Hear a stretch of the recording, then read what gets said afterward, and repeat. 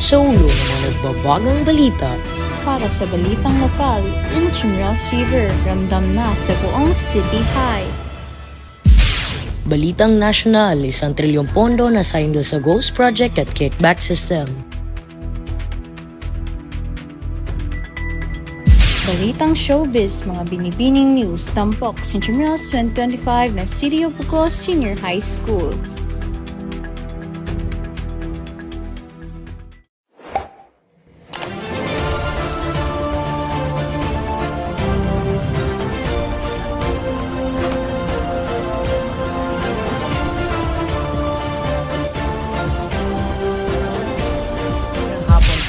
Magandang hapon, lungsod ng Buho. Ngayon ay Sabado ay 20 na September 2025.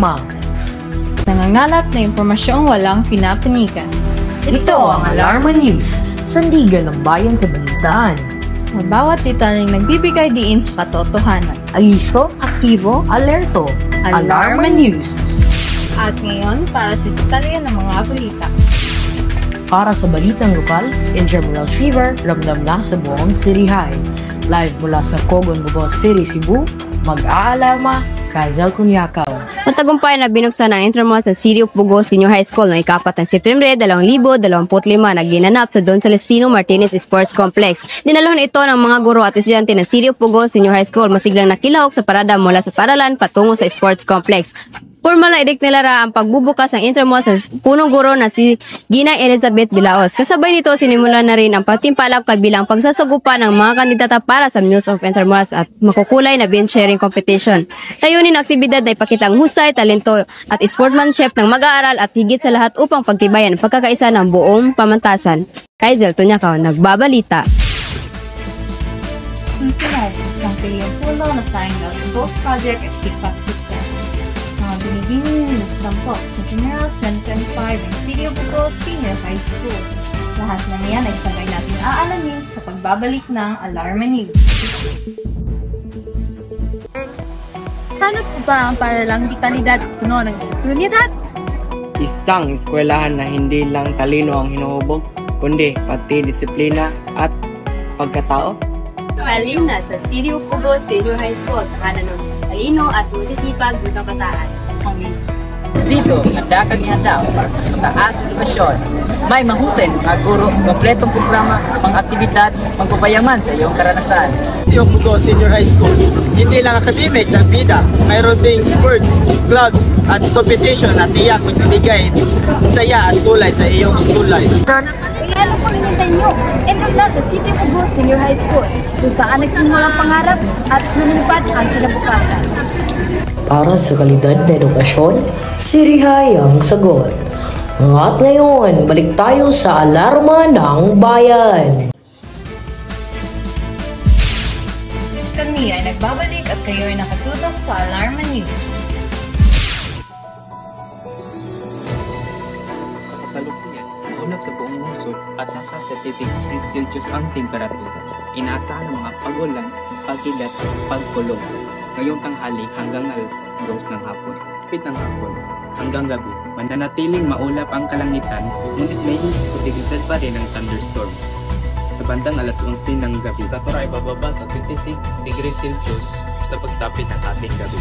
Paalala po sa lahat, magdala ng raincoat o payong kung lalabas at iwasan ang mga lugar na madalas bahain. At iwasan din ang pagbiyahe sa malakas na ulan at pagkulong. Ng ating weather forecast sa Bugos City, Cebu. Ito si Ruby Alvin James Muyon, nag-uulat sa radyo ng bayan, himpilan pang kalahatan. Isang pilyong puno na sign sa Ghost Project at Kickback System.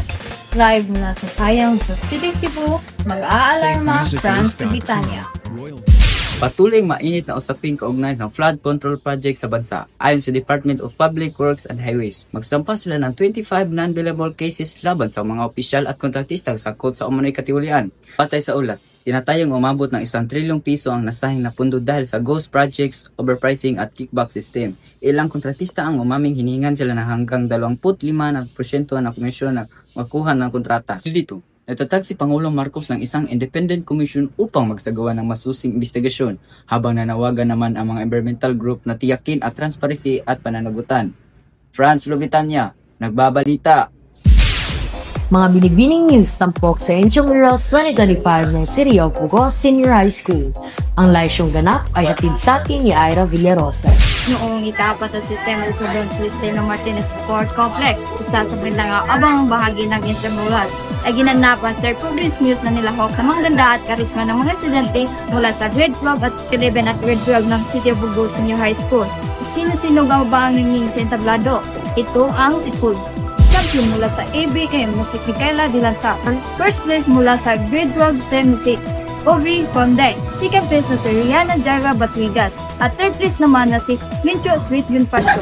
At ito nga katanungan ko sa iyo, Miss Micaela Dilantar.